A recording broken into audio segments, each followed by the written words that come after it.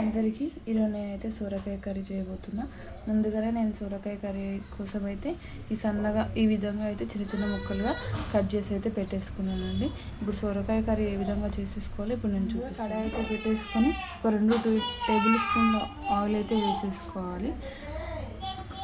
Oil అయితే కొంచెం heat ఎక్కిన తర్వాత మనం ఇందులో కొద్దిగా శనగపప్పు, కొద్దిగా మినపప్పు, అలాగే కొద్దిగా జీలకర్ర, కొద్దిగా ఆవాలు అంటే మొత్తం పోపు దినుసులు అయితే ఈ విధంగా పోపు దినుసులు అయితే చక్కగా వేగాయి కదండి. ఇప్పుడైతే మనం ఆనియన్స్ వేసేసుకుందాం.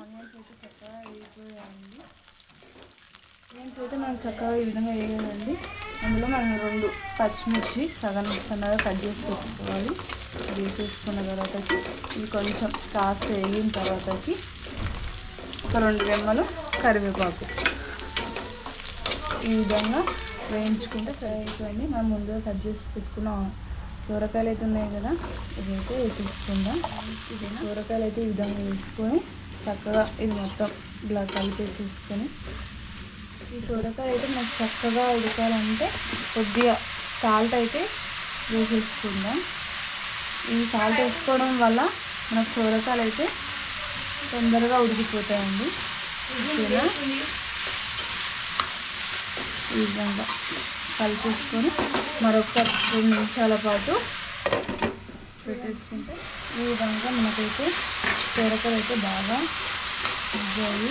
ఇప్పుడు ఇందులో మనము ఒక చిన్న సైజు అంటే 2 టమాటా ముక్కలు అయితే తీసుకొచ్చుకున్నాను నేను. బాగా కలిపి పెట్టేసుకున్నాం. మరొక 2 నిమిషాల పాటు ఈ విధంగా మధ్య మధ్యలో కలుపుకుంటూ మూత పెట్టేసుకోవాలి.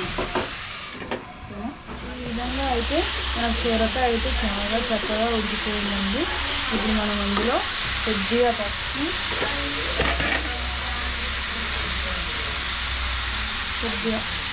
వేసేసుకున్నాం. ఇది కలిపేసుకొని అలాగే ఇది వెంటనే వేసేసుకుంటే సరిపోతుంది. ఇప్పుడు మనము కొద్దిగా కారం 2 చెంచాలు వేసేసుకుంటున్నాం కారం. అలాగే ఇందులో కొద్దిగా ధనాలు కూడా అయితే వేసేసుకుందాం. కొద్దిగా వీటన్నిటిని చక్కగా కలిపేసుకోవాలి.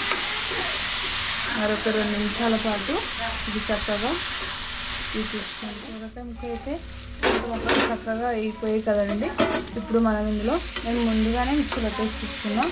కొంచెం దూరగా వేయించుకున్న నువ్వులు, నేను నువ్వులు మాత్రమే వేసా. ఇందులో కావాలంటే మీరు పల్లీలు కూడా యాడ్ చేసుకోవచ్చు. ఒక 3 ఇలాచీలు ఇదో ఈ విధంగా అయితే నేను మిక్సీ పెట్టేసుకున్నాను. ఇప్పుడు ఇందులో కలిపేసుకుందాం. ఇందులో వాటర్ అయితే అస్సలు యాడ్ చేసుకోవద్దు, టేస్ట్ అనేది పోతుంది. ఓకేనా అండి, మా సొరకాయ అయితే రెడీపోయింది. కొద్దిగా దీనిపైన కొత్తిమీర ఇలా వేసుకొని పెట్టేసుకుంటే సరిపోయింది. స్టవ్ అయితే ఆఫ్ చేసేసుకుందాం. అలాగే నా వీడియో నచ్చినట్లయితే లైక్ చేయండి, షేర్ చేసుకొని సబ్స్క్రైబ్ అయితే చేసేసుకోండి.